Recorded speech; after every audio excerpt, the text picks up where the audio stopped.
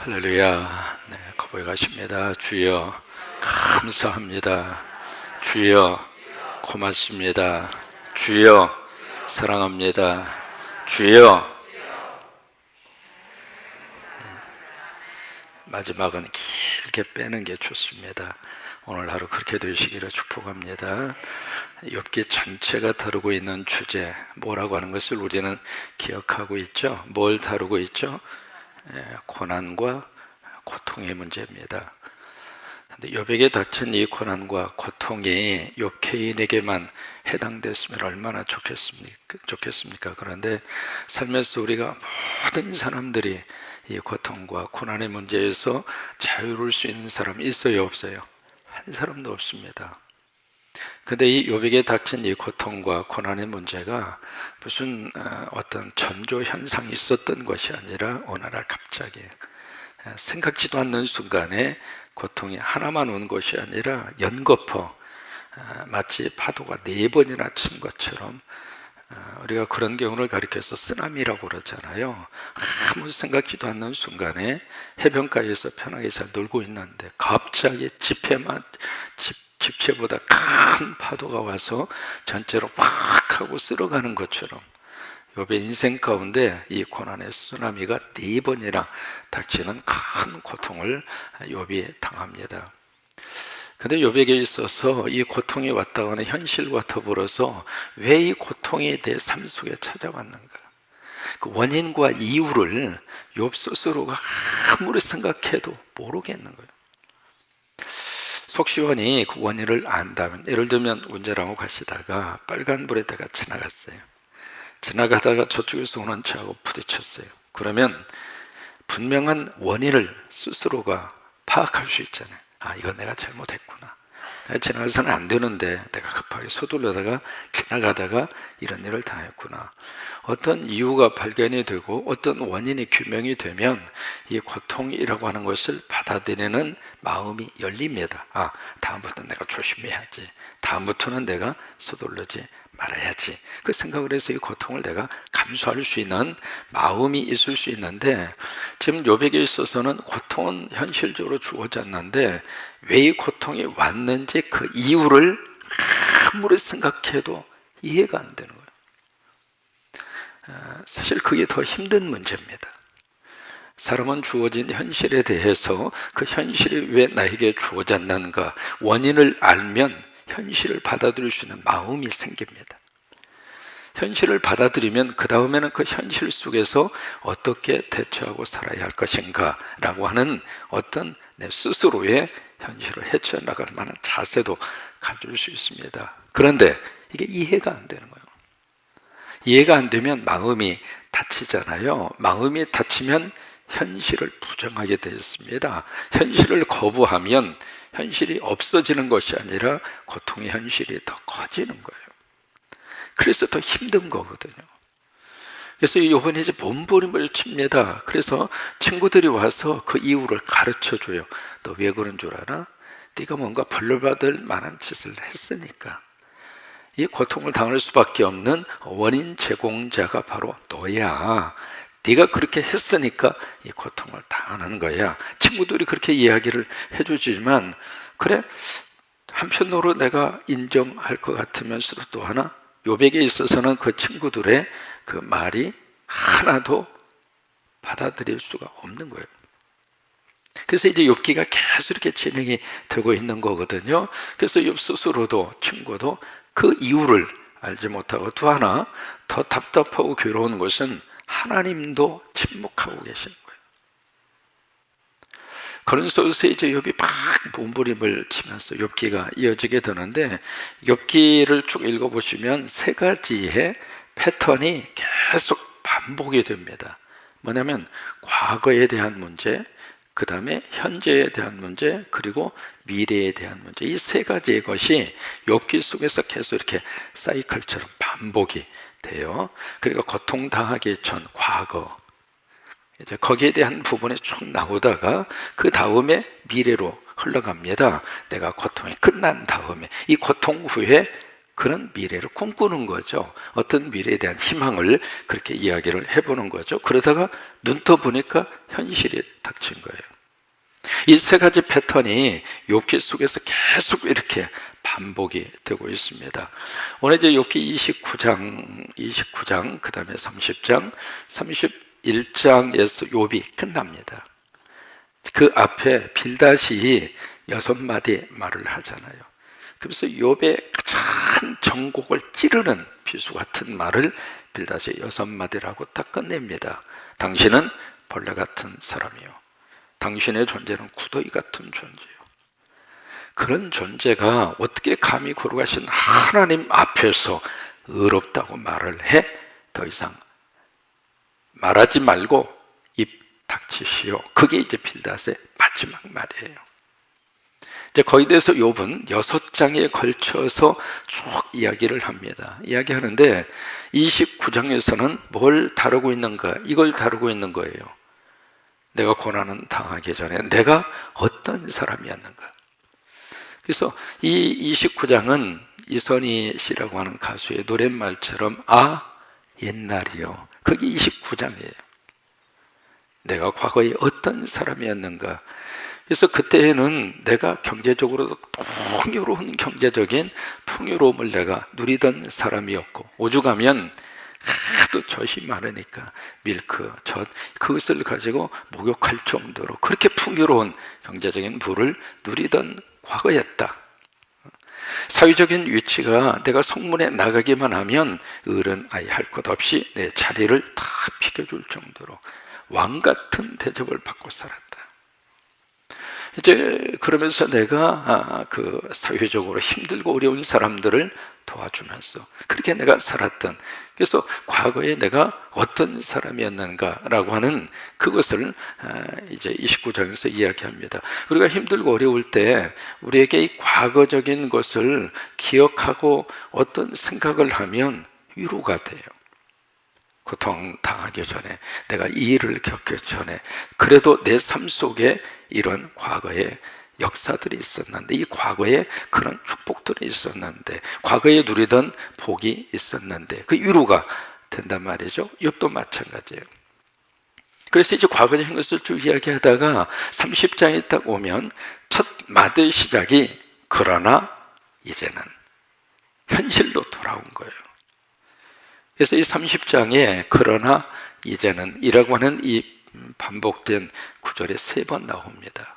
자, 1절을 보실까요? 과거에는 그랬어요. 그때는 그랬어요. 나 때는 그랬다, 그 말이에요. 근데 이제 현실로 돌아옵니다.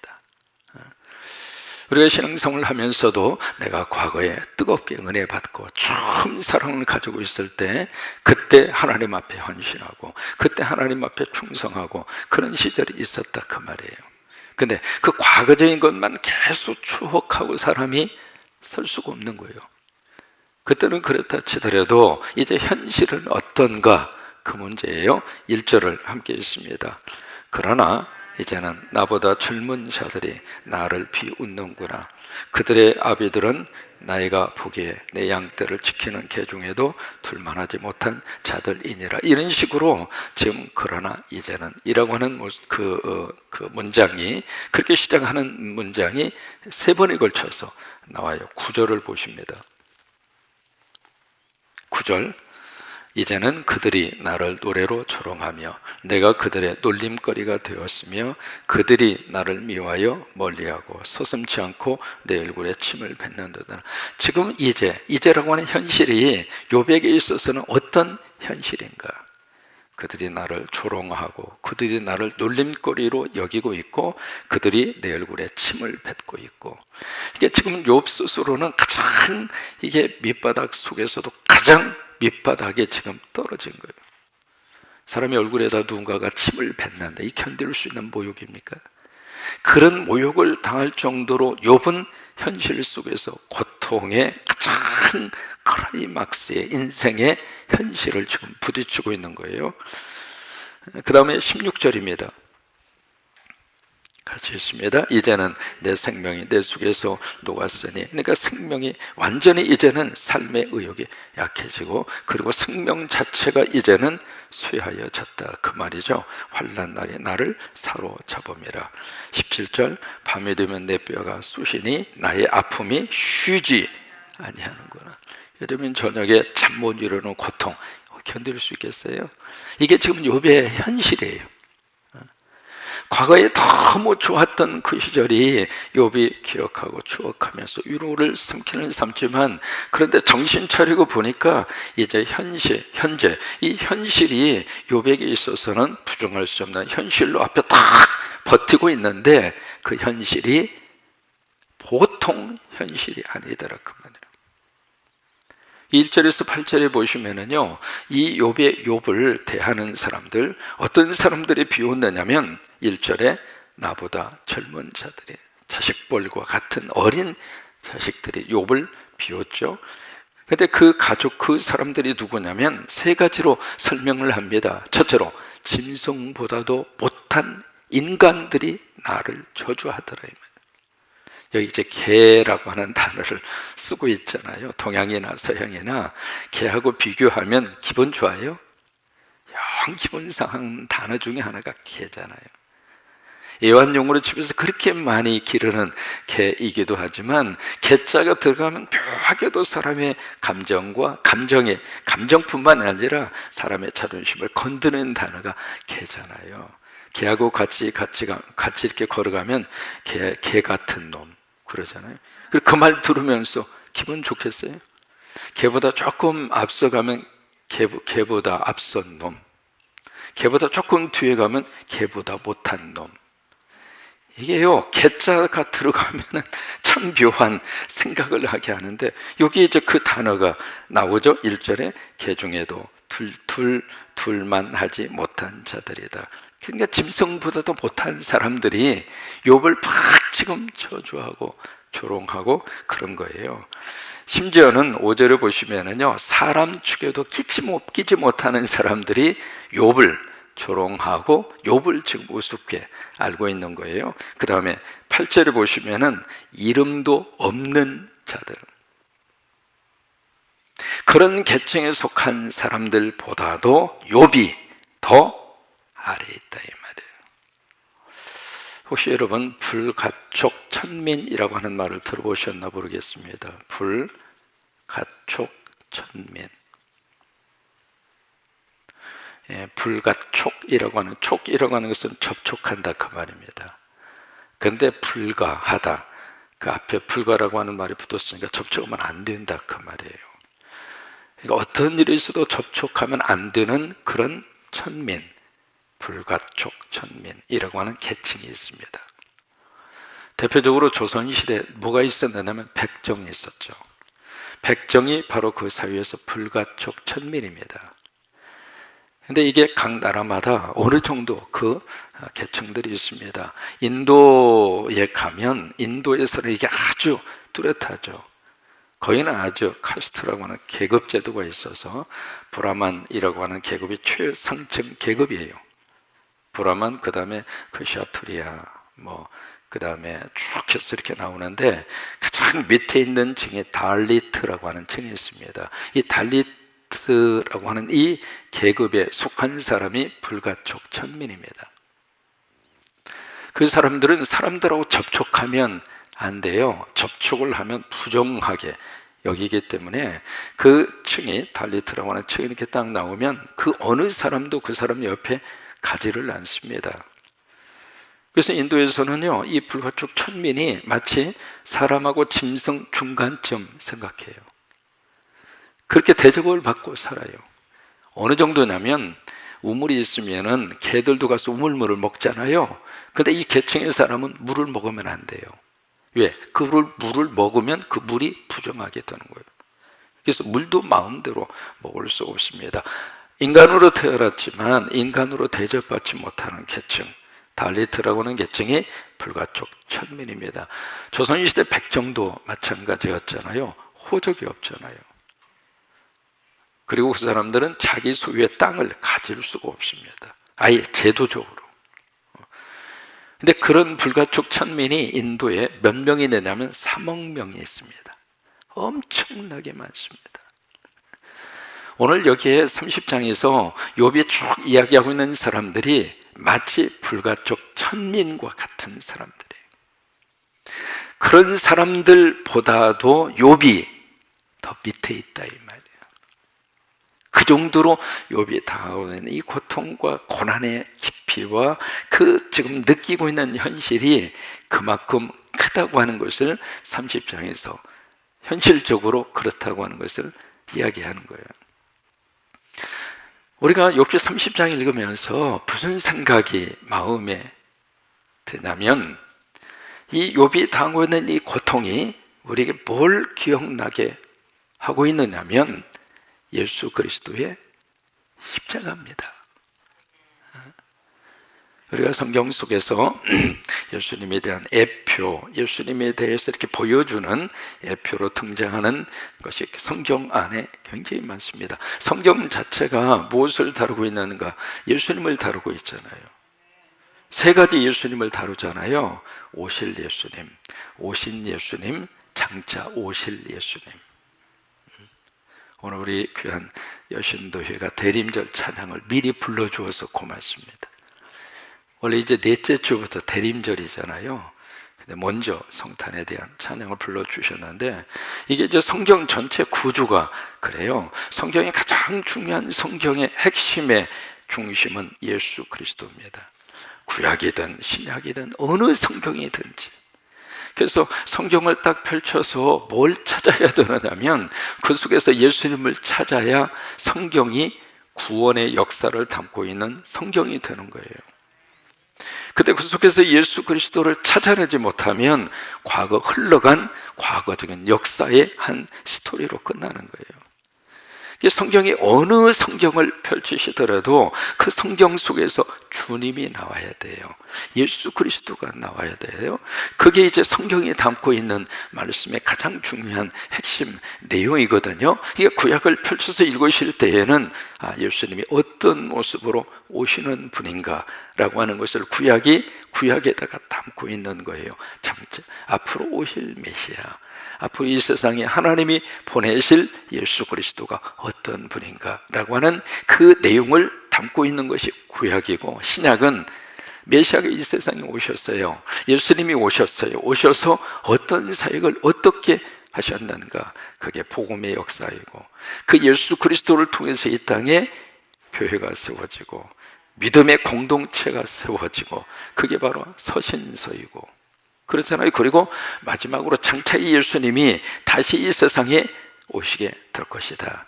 재림에 대한 내용이잖아요. 크게 이 내용을 품고 있는 것이 바로 성경이에요. 욥기도 마찬가지입니다. 한 개인의 고난 문제로 성경이 기록된 것이 아니라 욥을 통해서 하나님이 뭘 우리에게 보여주시는가? 예수 그리스도의 십자가입니다. 29장에 과거에 왕같은 대접을 받았잖아요. 예수 그리스도 하나님의 아들이시잖아요. 왕이시잖아요. 그런데 고난을 당합니다.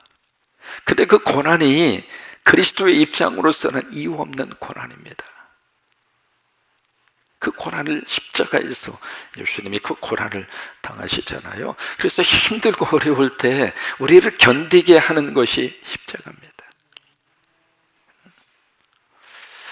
그런데 그 십자가로 끝나지 않고 그 다음에 욥기 마지막 장에 가서 보시면 욥이 회복합니다. 갑절의 축복을 받습니다. 그게 부활의 영광입니다.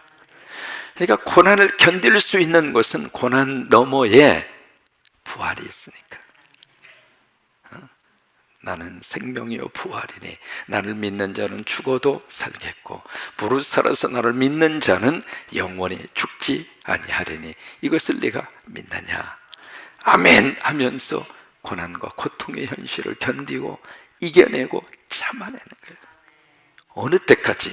다시 회복할 때까지, 다시 부활의 영광의 축복을 받을 때까지, 다시 이 고난이 끝장나는 그 순간이 우리라고 하는 그 믿음을 가지고 고난 속에서 내 삶을 부정하는 것이 아니라 고난 속에서 내 인생이 하찮은 인생이라고 치부하는 것이 아니라, 고난 속에서 내 삶을 절망하는 것이 아니라, 그 속에서 하나님의 회복을 바라보고 부활을 바라보고 십자가와 고통의 현실을 견디고 이겨내는 거예요.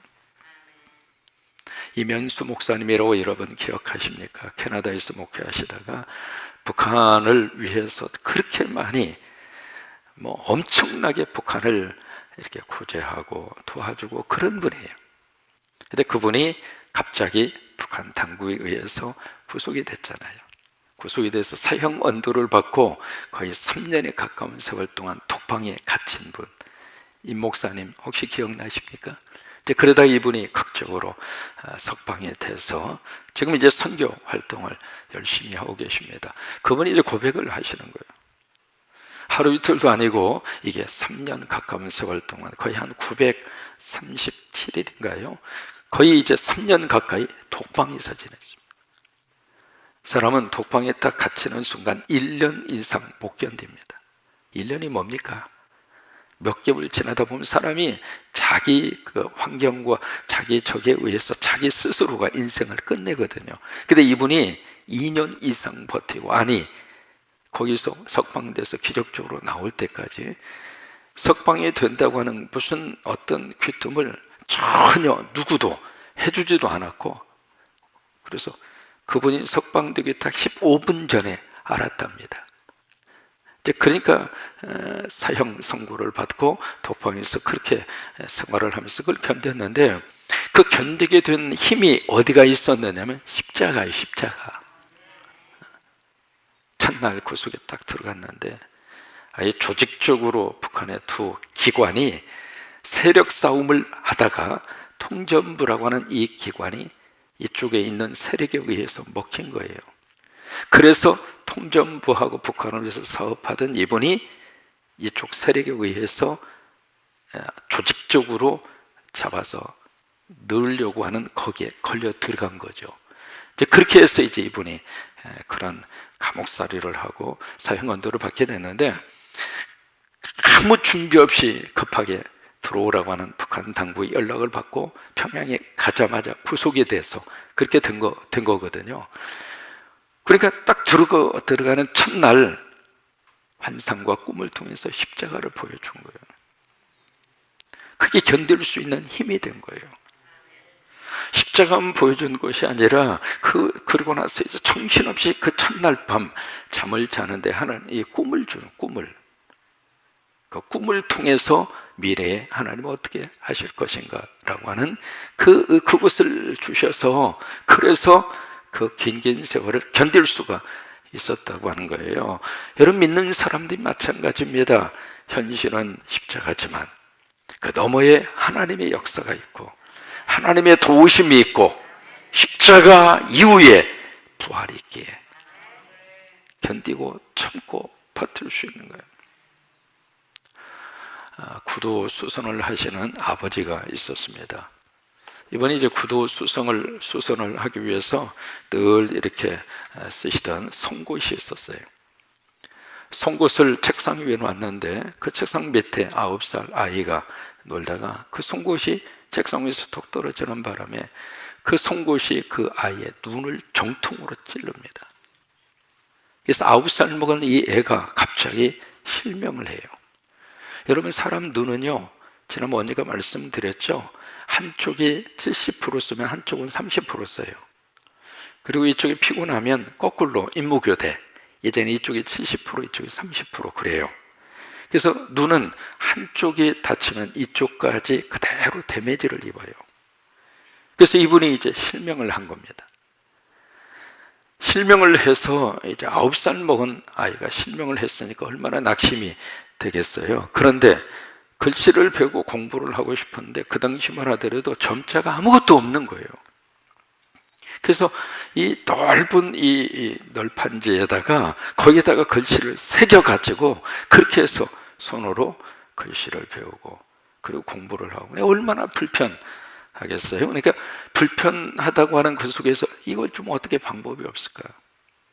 사람은 불편하면 생각하게 돼 있잖아요. 그래서 무슨 방법이 없을까?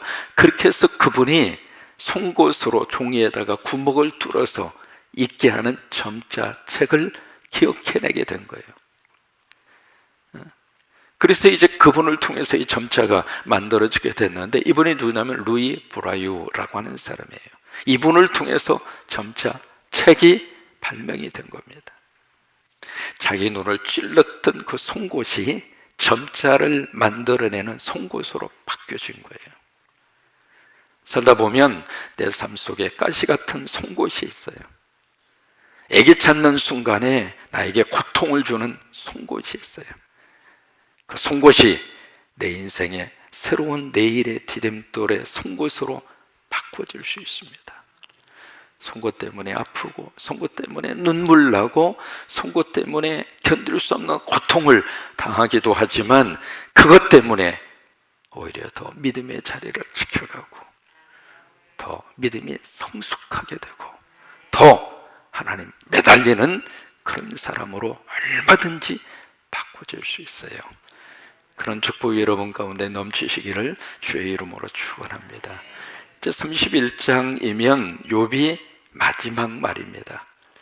과연 31장에서 욥이 무슨 말을 하고 그의 마지막 고난에 대한 이야기를 마칠까? 그것은 내일 새벽에 하겠습니다.